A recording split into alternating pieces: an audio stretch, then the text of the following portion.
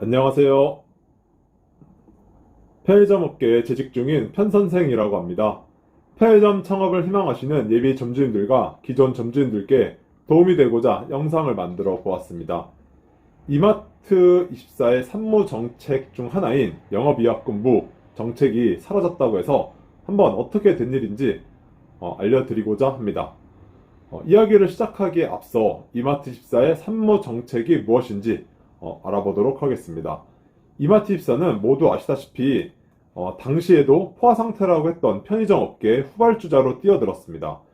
2013년 위드미를 인수하는 걸 시작으로 첫 발을 내딛었고 2017년에는 주 이마트의 상호명을 그대로 가져와 위드미에서 이마트24로 상호를 변경하여 현재까지 이어지고 있습니다. 후발 주자다 보니 이미 좋은 자리들은 GS25, CU, 세븐일레븐 등 경쟁사 차지였고 인지도 자체도 매우 약해 손익분기점을 넘기려면 먼저 점포수 확장을 통해 규모의 경제를 실현하고자 하였습니다.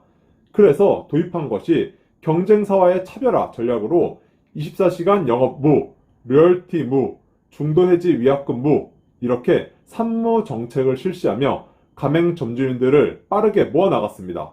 당시 GS25, CU, 세븐일레븐 편의점 3사는 24시간을 강제하고 있었고 이익을 7대3, 8대2와 같이 배분하여 나누었고 계약기간을 못 채우고 중간에 해지하게 되면 위약금이 발생하는 등 가맹점주님들을 위한 정책이라고는 하나도 볼 수 없는 상황 속에서 이마트24의 산무정책은 꽤나 파격적이었습니다. 이마트24는 24시간을 하지 않고 18시간만 운영해도 상관이 없었고 수익을 일정한 비율로 배분하는 경쟁사들과는 반대로 이마트24는 고정 월회비를 지급하는 가맹 모델을 유지하여 월회비 이상의 수익은 모두 가맹점주가 챙겨갈 수 있는 구조로 큰 인기를 얻게 되었으며 중간에 계약을 해지하게 되더라도 시설 위약금은 있지만 영업 위약금은 없는 등 경쟁사와는 확실히 차별화된 산무 정책을 바탕으로 정말 엄청난 속도로 성장해 나갈 수 있게 되었습니다. 이 산무 정책은 회사의 실적 개선을 제한시킬 수도 있는 요인이 되었지만 후발주자로서는 가맹점을 늘려 규모의 경제를 실현시키는 게 우선순위가 되었고 지금까지 이 정책을 바꾸지 않고 잘 유지를 해왔습니다. 물론 지금은 한계점들이 여럿 노출되어 초창기만큼 큰 빛을 보지는 못하고 있긴 하지만 어쨌든 이런 정책들이 통했는지 이마트24는 상반기 기준으로 영업이익 39억을 달성, 역대급 흑자를 기록했습니다. 2017년도 517억의 영업손실은 2018년 281억, 2020년 218억, 2021년 34억 원으로 점차 손실이 감소하였고 해마다 적자폭이 줄어들고 있었습니다. 이마트24는 현재까지 분기에는 흑자를 기록한 적은 있었지만 연간 흑자는 달성하지 못하면서 출범 이래 매년 적자를 보고 있었는데요. 이번 상반기 성과를 앞세워 22년도 흑자 달성을 기대할 수 있게 되었습니다. 이마트24의 산무 정책으로 이제까지 이 정도라도 유지해왔다고 해도 과언이 아닌데 요즘 들어 이제 손익분기점이 안정화가 되었다고 생각을 하는지 외형 성장보다는 수익성을 더 지향하는 정책으로 바뀌고 있는 상황입니다. 그중 하나가 산무 정책 중에는 중도 해지 시 위약금 면제 내용이 있었는데 바로 이 위약금 면제를 없애기로 했습니다. GS25, CU, 세븐일레븐은 처음 오픈을 하고 계약기간 중간에 계약 해지를 하게 되면 시설 위약금은 물론 영업 위약금이라는 걸 내야 합니다. 하지만 이마트24는 시설 위약금은 존재하지만 영업 위약금은 면제를 해주며 폐점을 하고자 하는 가맹점주님들에게 큰 혜택으로 다가왔습니다. 그리고 5년 뒤 재계약을 하게 되더라도 영업 위약금이 없어 언제든지 폐점을 하거나 경쟁사로의 이탈이 타 브랜드보다는 쉽게 이루어졌습니다. 5년 계약 후 재계약을 하게 되면 시설 인테리어 금액은 이미 감가상각이 되어 없어져 버린 상태에서 시설 위약금은 존재하지 않고 영업 위약금 또한 산무정책에 의해 존재하지 않아 특히 타 브랜드로의 매각이 많이 발생하곤 하였습니다. 이를 방지하기 위해 이마트24는 칼을 뽑아 들었습니다. 7월 1일자로 가맹계약서에 영업위약금 항목을 도입시켰습니다. 7월 1일 이후부터 재계약이든 신규 계약이든 이마트24로 계약을 하는 점주님들의 계약서에는 해지위약금이 새로 명시가 되게 됩니다. 사실 영업위약금 내용이 갑작스럽게 나온 건 아니고 이번 연도 초부터 이야기가 나오기 시작하여 3, 4월에 처음 영업위약금이 나오게 되었습니다. 당시에는 계약서 내용이 변경되지 않아 소문만 나지 않았을 뿐 재계약하시는 점주님들은 계약서와는 별개로 특약사항에 영업위약금에 관한 내용을 명시하는 서약서에 사인을 하게 했고 7월 1일자로 모든 계약서에 영업위약금 내용이 들어가도록 계약서 내용을 변경하여 재계약 또는 신규 계약을 하시는 분들은 더 이상 산무정책 중 하나인 영업위약금 면제 혜택을 받지 못하게 되었습니다. 영업위약금의 종류에는 강제해지, 합의해지 등이 있는데 그중 가장 많이 발생하는 중도해지 위약금에 대해서만 알아보도록 하겠습니다. 중도해지란 말 그대로 계약기간 중간에 점주님 필요에 의해 감행해지를 하고 싶을 때 발생되는 위약금입니다.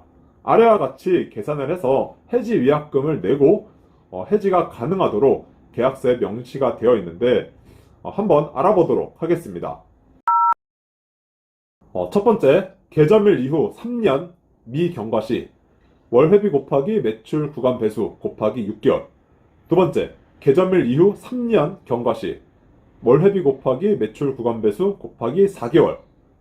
세 번째, 개점일 이후 4년 경과 시 월회비 곱하기 매출 구간 배수 곱하기 2개월.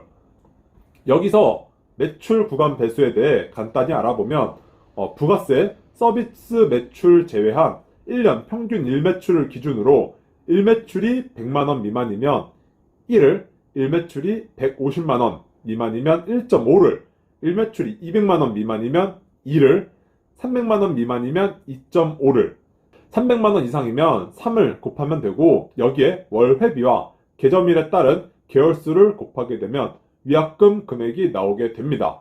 이렇게 영업위약금이 새로 생기게 되면서 타 브랜드와 비교해서의 장점들이 없어지고 점점 타 브랜드들과 비슷하게 변해가고 있어 점주님들의 불평, 불만이 점점 높아져만 가고 있습니다.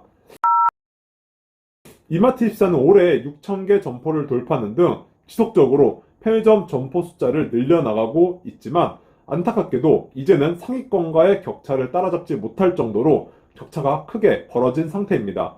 이번 연도 초에 민스톱 인수전에 뛰어들면서 업계 3위로 올라설 수 있는 가능성을 보였지만 3,300억 원을 써낸 롯데 세븐일레븐에게 밀려 민스톱 인수를 할 수 없었고 편의점 자율규약 연장으로 인해 편의점 출점이 많은 제한을 받으면서 이제는 업계 3위조차 힘들게 된 상황입니다.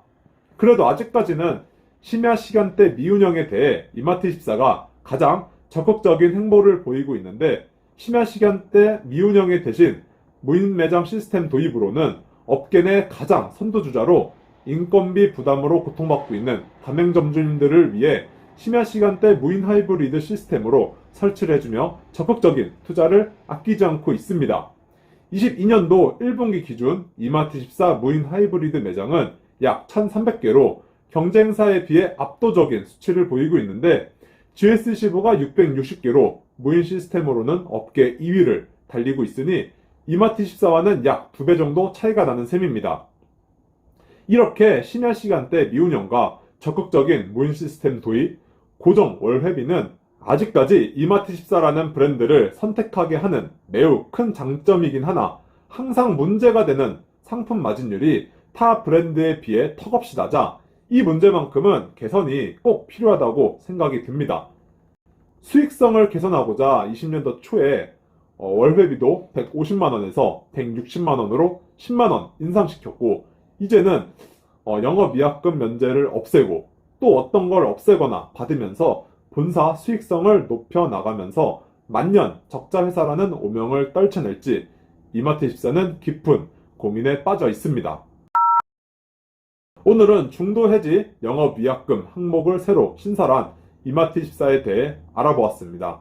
계약기간 도중에 폐점만 하지 않으면 사실 크게 상관이 없는 내용이긴 한데 원래 초반에 추구했던 정책들을 하나하나 본사에 유리하게 변경을 하면서 그만큼 혜택을 없애는 비단 이마트24만의 문제는 아니라는 생각이 듭니다.